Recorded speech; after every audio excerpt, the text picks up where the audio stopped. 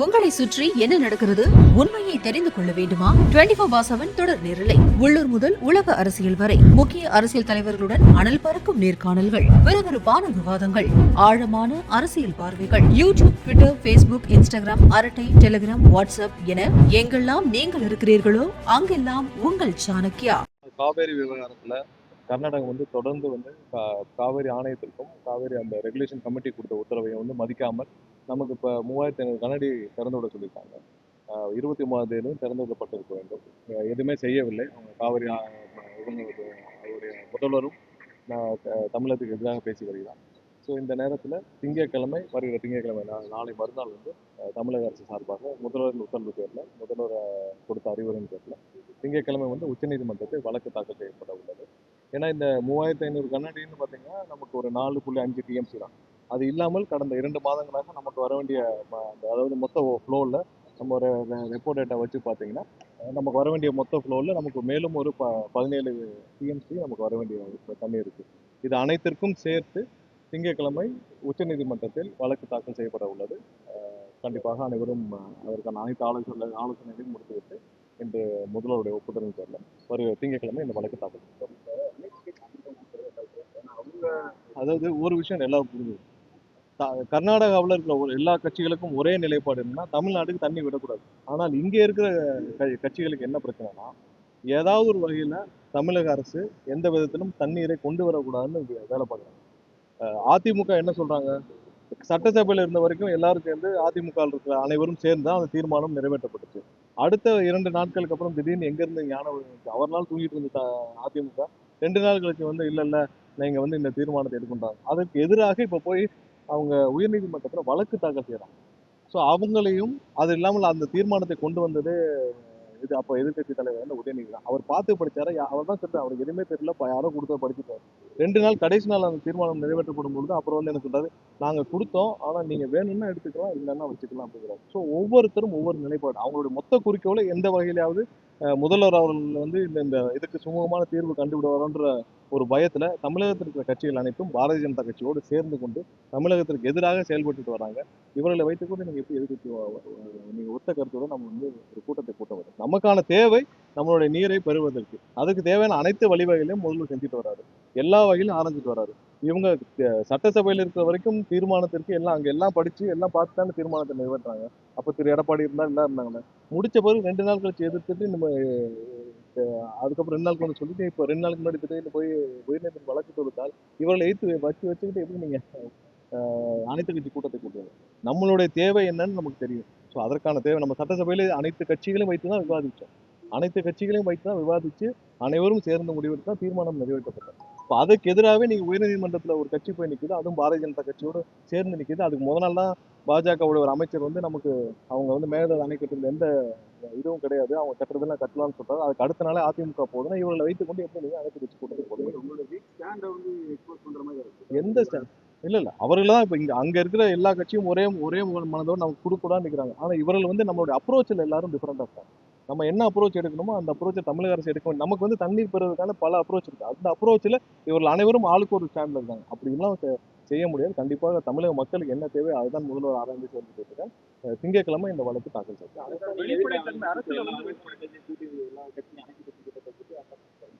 இல்ல நமக்கு தேவை என்னன்னு தெரிஞ்சு போச்சு. இவர்கள் எல்லாம் ஆளுக்கு ஒரு சில பேர் நமக்கு ட்ரிபுனல் வேணாங்கிறாங்க. வேண்டான்னு சொல்லி தீர்மானம் நிறைவேற்றப்பட்ட நிற்கிறாங்க. இதுல முரண்பட்டு நிற்கிற போது அவர்கள் ஆல்ரெடி அதுக்கு முரண்பட்டு வழக்கு தொடுத்த பொழுது இல்ல நீங்க எப்படி கொண்டு வரீங்க? நம்ம சட்டசபையில் எல்லா கட்சியும் சேர்ந்து விவாதிச்சு மொத்தமாக தானே ஒரு மனதாக தானே நிறைவேற்றப்பட்டது. ஸோ அதற்கு மேல என்ன இருக்கு? சட்டசபையில் ஒரு மனதாக நிறைவேற்றப்பட்ட தீர்மானத்துக்கு மேல திரும்ப என்ன அனைத்து கட்சி கூட்டம்? அங்கேயே நிறைவேற்றப்பட்டது. வாய்ப்பு இல்லை. இல்ல ஒரு மனதாக ஒரே குரலாக இருந்தால் பரவாயில்ல. இவர்களுடைய எண்ணம் எதுவும் இன்னைக்கு தமிழக அரசு முதல்வர் அண்ணன் விஜய் அவர்கள் எந்த வகையிலும் சுமூக தீர்வு கொண்டு வரக்கூடாதுன்ற எண்ணத்துல செயல்படும் இவர்களை வைத்து நீங்கள் அனைத்து கட்சி கூட்டம் கூட்ட முடியாது. அரசுல வெளிப்படைத்தன்மை இல்லைன்றாங்க. வராதுன்னு சொல்றாங்க. ஏற்பாடு பண்ணியிருக்கோம், முதல்வர் வராதுன்னு. அதுக்கப்புறம் வர வேண்டாம். அதாவது தமிழக முதல்வர் அண்ணன் விஜய் அவர்கள் எல்லா வகையிலான சுமூக தீர்வு காண்பதற்கும் உச்சநீதிமன்றத்தின் மூலமாகவும் அனைத்துக்கும் ஆராய்ந்து கொண்டிருந்தார்.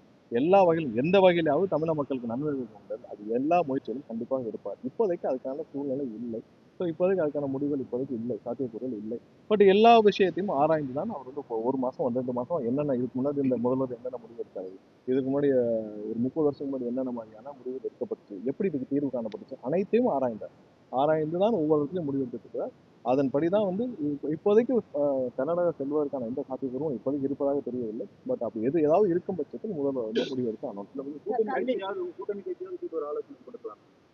இல்ல நம்ம கட்சிகளை நீங்க விட்டுட்டா கூட. இல்ல கூட்டணி கட்சிகளோடு நாங்கள் கூட்டணி கட்சிகளோடு கண்டிப்பாக முதல்வர் வந்து ஒவ்வொரு ஒவ்வொரு கட்சி தலைவரிடம் ஆலோசிச்சு ஒவ்வொரு முடிவுகளுக்கும் ஆலோசிச்சு தான் கண்டிப்பா எல்லாத்தையும் பேசிட்டு இருக்கோம்.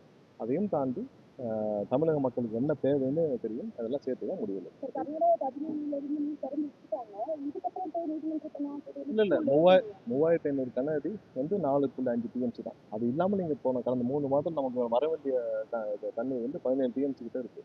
ஸோ அதையும் சேர்த்து தான் ஒவ்வொரு வருஷமும் வந்து அவங்க தேவையானப்ப திறந்து விடுறோம், நம்ம உச்சநீதிமன்றம் போறப்ப திறந்து விடுறோம், அப்புறம் அதுக்கப்புறம் நம்ம போகாம இருக்க முடியாது. இது ஒவ்வொரு நாளும் இது தொடர்கதையா இருக்கு. இதுக்கு ஒரு முடிவாக இருக்க வேண்டும். இது தொடர்பு இந்த வழக்கு வந்து கண்டிப்பாக நம்மளுடைய உரிமை நிலைநாட்டுவதற்கான வழக்காக இருக்கும். இதை தொடர்ந்து நடத்துவோம். கண்டிப்பாக இது வந்து இந்த வழக்கோடு கண்டிப்பாக எப்பப்போலாம் அவங்க தண்ணீர் திறந்து விட்டு தொடர்ந்து நடக்கும். இதுக்கு ஒரு நிரந்தர தீர்வு வரும்போது இந்த வழக்கு தொடர்ந்து தீர்வுன்றது என்ன மாதிரியான தீர்வு சார் எதிர்பார்க்குறீங்க? ஏன்னா இது வந்து வாரியம்ன்ற அமைப்பு இருந்தா நல்லா இருந்தது. வாரியம்ன்றால சரியா அவங்க பரிந்துரை தான் பண்ண முடியும். இல்ல பரிந்துரை தான் பண்ண முடியும். அதை எடுத்து அவங்களால கையாள முடியாது. வெற்றி கழக அரசு வந்து என்ன கேட்க போறீங்க? இல்ல. வாரியம் கேட்க போறீங்களா? இல்ல என்ன மாதிரி இல்ல வாரியம் நம்ம இப்ப கேட்டு நமக்கான தீர்மானம் நிறைவேற்றப்பட்டிருக்கு. நம்ம உச்சநீதிமன்றத்துல இப்ப தண்ணீர் திறக்கிறதுக்கான இதை வந்து கொண்டு வரோம். வாரியத்துக்கு கேட்க போறோம். இவர்கள் அதுக்கும் சரி செவிசாய்க்கவில்லை. நமக்கு தேவையான தண்ணீரை வேண்டுன்றதெல்லாம் நம்ம கேட்க போறோம். அது இல்லாமல் வாரியத்துக்கு தனி வழக்காக கொடுக்க வேண்டும். அதுவும் விரைவில் ஆலோசித்து முடியும். எல்லாமே தனித்தனி சார். மேகதாது வாரியம் எல்லாமே தனித்தனியாக வழக்கு, தனித்தனி வழக்காக தான் தொடுக்க முடியும். அதற்காக தனித்தனியாக வழக்காக தனி வழக்காக தொடுக்கப்படும். தண்ணி கொண்டு வந்துருவாரு. இல்ல கண்டிப்பா இதுதான் நமக்கு ஒரு வழி. அந்த வழியை நம்ம கண்டிப்பா செய்வோம். ஏன்னா ஒவ்வொரு வருஷமும் அந்த வழக்கை நம்ம சரியாக கையாளாம நம்ம போய் வழக்கு பதிவு செய்ய போறோம், அவன் தண்ணி திறந்துருவாங்க. உடனே அப்புறம் நீங்க விட்டுருவாங்க. அப்படிலாம் கிடையாது. நமக்கு தேவையான இன்னும் 17 டிஎம்சி இருக்கு. அந்த டிஎம்சி ரெப்போ டேட்டா படி நமக்கு இப்ப கடந்த 3 மாதத்துல வந்த மழையின் அதோட ஃப்ளோவில் அவங்களுக்கு 3 அணைகளும் சேர்த்து கடந்த மாதம் வந்து 57 டிஎம்சி இருக்கு. அதெல்லாம் சேர்த்து நமக்கு வர வேண்டிய தண்ணி மொத்தமாக இது வரைக்கும் ஒரு 17 டிஎம்சி இருக்கு. அனைத்தையும் அவர்கள் திறந்து விட வேண்டும். ஸோ ஒவ்வொரு நேரமும் அந்த கடைநிலை மாநிலமான தமிழகம் மற்றும் அனைத்து மாநிலங்களுக்கும் என்ன அந்த காவிரி ரெகுலேஷன் கமிட்டி கொடுக்குறோமோ அதை திறந்து விடுவதில் அவங்களுக்கு எந்த சிக்கலும் இருக்கு. அப்படி முடியாத பட்சத்தில் நமக்கு ஒரு நிரந்தர தீர்வு வேணும். அதை நோக்கி தான் நம்ம கர்நாடகாவில் தண்ணீர் கொண்டு விடக்கூடாதுன்னு சொல்லி பந்தெல்லாம் அறிவிச்சிருக்கிறாங்க. அங்க அரசியல் அவங்க அங்க இருக்கிற அரசியல் கட்சிகள் இதை வைத்து தான் 100 வருஷமா அரசியல் பண்ணிட்டு இருக்காங்க. அதை தாண்டி நம்மளுடைய உரிமைகளை நம்ம நிலையாட்ட வேண்டிய கட்டாயத்தில் இருக்கோம். அவர்களுடன் சேர்ந்துக்கிட்டு நம்ம கூட இருக்கிற அரசியல் கட்சிகளும் அவங்களுக்கு ஆதரவாக இந்த செயல்படுறதா நமக்கு வருத்தமான செயல். அதையும் தாண்டி இந்த வழக்கு இந்த திங்கட்கிழமை தாக்கல் செய்யும். அடுத்தடுத்த லீகல் ஸ்டாண்ட் என்ன பண்ணணும்னு முதல்வர் வந்து அவங்களுக்கு ஏதாவது நிவாரணங்கள் அந்த மாதிரி இல்ல பண்ண முடியல, சுருவை பண்ண முடியும்னு சொல்லி சொல்லியிருக்காங்க. இல்ல அதுக்கான ஆலோசனைகளும் அசஸ்மெண்ட்டும் முதல்வர் அலுவலகத்திலும் செய்யப்பட்டு வருகிறது. அது என்ன செய்யணும் கண்டிப்பாக முதல்வர் இல்ல ஆலோசனைகள் நடைபெற்று வருது. எல்லாமே முடிந்த பிறகு இல்ல 1 மந்த் ரீடிங் வந்து இப்போதைக்கு நம்ம வந்து அசஸர் இல்லை. ஸோ இது இப்போ நாங்கள் லாஸ்ட் 1 வீக் இப்போ கொஞ்ச நேரத்தில் அந்த டேட்டா வெளியிடப்படும். இது வரைக்கும் 15,000 இன்னைக்கு வரோட 15,000 பேருக்கு இந்த கனெக்ஷனுக்கு நம்ம இது வரைக்கும் ஃபுல்லாகவே ரீஅசஸ்மெண்ட் பண்ணியிருக்கோம். அதில் 100 பேருக்கு மட்டும்தான், குறைந்தபட்சம் 100 பேருக்கு மட்டும்தான் மிஸ்மேட்ச் இருக்குது. அந்த மிஸ்மேட்ச் எதுக்குன்னா டோர் க்ளோஸ் ஆயிருக்கு, டோர் லாக் இருந்த இடத்துல அவங்க வந்து ரீடிங்கை அப்ராக்சிமேட்டாக போட்டு போயிருக்காங்க. ஸோ அவ்வளோதான். 15,000 கனெக்ஷனை வேலிடேட் பண்ணதில் நீங்கள் வந்து நமக்கு 100 பேருக்கு தரணும். மீதி அதே மாதிரி 3,70,000 இதெல்லாம் சஸ்பீஷியஸ்னு, அதாவது அதிகமாக வந்த மாதிரி 3 மடங்கு 4 மடங்கு இருக்கிறத எடுத்து மின்சார வாரியம் அவர்களாகவே வந்து இந்த ரீஅசஸ்மெண்ட் தொடங்குறாங்க. ஏன்னா நிறைய சமூக ஊடகங்களில் பத்திரிகைகள் வந்து செய்தி அடிப்படையில் வந்து எங்கேயுமே கம்ப்ளைண்ட் வரல, அதாவது இவ்வளோ கம்ப்ளைண்ட் வரல. ஸோ இந்த ரீஅசஸ்மெண்ட் முடியும். இப்போ நேற்று வந்த டேட்டா படி பார்த்தீங்கன்னா ஒரு 0.05 அந்த லெவலுக்கு தான் வந்து மொத்தமான கனெக்ஷன்ஸ் இல்லை. 15,000 கனெக்ஷனில் 100 தான் வந்து. ஸோ அது இந்த மிஸ்மேட்ச் வந்து நார்மலாக டோர் லாக் இருக்கிற இடத்துங்களில் அவங்க போகிறப்ப வரக்கூடியது தான். ஸோ இது வந்து எனக்கு தெரிஞ்ச வரை இந்த பூதாகரமாக எதிர்கட்சியெல்லாம் சொல்கிற அளவுக்கான இல்லை. இது நார்மலாக தான் இருக்குது. இருந்த ரீடிங் கரெக்டாக தான் இருக்குது. மின்கட்டணம் உயர்த்தப்படவே இல்லை. எங்கேயுமே உறுத்தப்படல. எல்லாமே டிஜிட்டல். எங்கேயுமே இல்லை 200 யூனிட் இல்லை 200 யூனிட் ஃப்ரீங்கிறது எந்த மாற்றமும் இல்லை. எல்லாமே டிஜிட்டலைஸ்டு. எந்த இடத்துல உயர்த்தப்படவில்லை. உங்களுக்கு மின் கட்டணம் வந்து இப்போ 200 யூனிட் வந்து நீங்கள் 1800 யூனிட் கன்சம்ஷன் இருக்கப்போ 200 யூனிட்டுக்கு நீங்கள் ஒரு 200-300 கட்டிட்டு இருக்கீங்க. ஸோ அதே இதில் நீங்கள் வந்து இப்போ 1800 யூனிட் போகிறப்போ 16,000 17,000. ஸோ அந்த ஒவ்வொரு ஸ்லாப் டேரிஃபுக்குரிய சேஞ்சஸ் தான் தவிர்த்து எங்கேயுமே உயர்த்தப்படவில்லை. உயர்த்தப்படவில்லை, கண்டிப்பா உயர்த்தப்படவில்லை. 26க்கு முன்னாடி 500 யூனிட் வரைக்கும் யூஸ் பண்ணி ஏன்னா இந்த வருஷம் நம்ம டேரிஃப் ரிவிஷனும் பண்ணல. 3.50 தான். இந்த வருஷம் நம்ம டேரிஃப் ரிவிஷனும் பண்ணல. ஏன்னா அதையும் ஹோல்டு பண்ணி வச்சிருக்காங்க. டேரிஃப் ரிவிஷனும் பண்ணல. எந்த இடத்துல மிஸ்மேட்ச் இல்லை. எல்லாமே டிஜிட்டலைஸ் தான். ஏன்னா கையில மேனுவலா பண்றதுல எல்லாமே டிஜிட்டலைஸ் தான். இல்ல இப்ப போக்குவரத்து கழகம் சார்பா அந்த செயலியை அப்டேட் பண்ணோம். அதுல பாத்தீங்கன்னா நம்ம கட்சி கலர் கொடி வருதுன்னு சொல்லி திமுக தொடர்ந்து எது பண்ணாலும் ஸ்டிக்கர் ஒட்டுறோம் சொல்லி குற்றச்சாட்டுறாங்க. அந்த மாதிரி கட்சி கொடியெல்லாம் வந்து முதல்ல அது அந்த இன்டென்ஷன்லாம் பண்ணலாம். அந்த கழகத்துல அவங்களுக்கு என்ன எப்படி மக்களுக்கு ஐடென்டிஃபை பண்ண முடியுமோ, எந்த மாதிரியான கலர் வந்தால் மக்களுக்கு ஈஸியாக ஐடென்டிஃபை பண்ண முடியுமோ அந்த மாதிரி தான் அவங்க பண்ணிட்டு இருக்காங்க. ஏன்னா ஒரு பிங்க் கலர் இது பண்ணாங்க முன்னாடி. அது அந்தந்த இதில் அவங்க வந்து இப்போ அந்தந்த துறையில் அவங்க எப்படி வேணுமோ பண்ணிட்டு இருக்காங்க. நீங்கள் வந்து இன்னைக்கு முதல்வர் வந்து இப்போ கவர்மெண்ட் பஸ்ஸில் இந்த மாதிரி ஒரு கலரை போட்டு இப்போ இதுதான் வந்து சின்னம் போய் சேரணுமா? இன்னைக்கு இப்போ எங்களுடைய கட்சி சின்னம் வந்து அனௌன்ஸ் பண்ணி ஒரு ஒரு 5 நிமிஷத்துல உலகம் முழுசும் போச்சு. ஸோ அதெல்லாம் தேவையில்லை. அதெல்லாம் முதல்வர் எப்பயும் ஆளுங்க.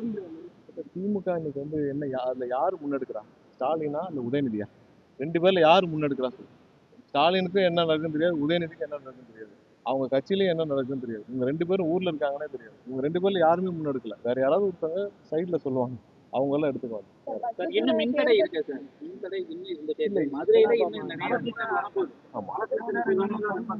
அடுத்தடுத்து மழை பெய்யுது. இல்ல மின்சார தட்டுப்பாடு இருக்கிற இடங்கள்ல மின்சார தட்டுப்பாடு இருக்கிற இடங்கள்ல சீரமைக்கிற வேலைகள் நடந்துட்டா இருக்கு. சின்ன சின்ன இடத்துல அந்த டிரான்ஸ்ஃபார்மர் ஃபெயிலியர்ஸ் இருக்கு. சரி சரி வேலை வந்து இல்ல என்னென்ன சாத்தியக்கூறு இருக்கோ நிதி ஆராய்ஞ்சு கண்டிப்பா என்ன சாத்தியக்கூறு இருக்கோ கண்டிப்பா அனைத்து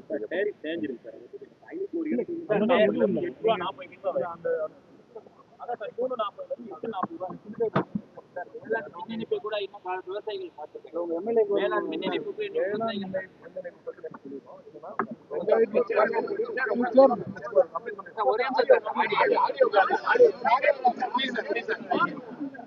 வேளாண் மின் இணைப்புல 2013ல இருந்து இது வரைக்கும் அவங்க வந்து அதுக்கப்புறம் 2013ல இருந்து அப்ளிகேஷன்ஸ் எல்லாம் பெண்டிங்ல இருக்கு வேளாண் மின் இணைப்பு. ஸோ ஒவ்வொரு வருஷம் பட்ஜெட்லையும் போன வருஷம் அவங்க வந்து ஒவ்வொரு வருஷமும் இப்போ 50,000 அனௌன்ஸ் பண்ணாங்கன்னா அந்த 50,000 வந்து அந்த நியூ அனௌன்ஸ்மெண்ட்ல எக்ஸிஸ்டிங் பலசை க்ளோஸ் பண்ணுறதா.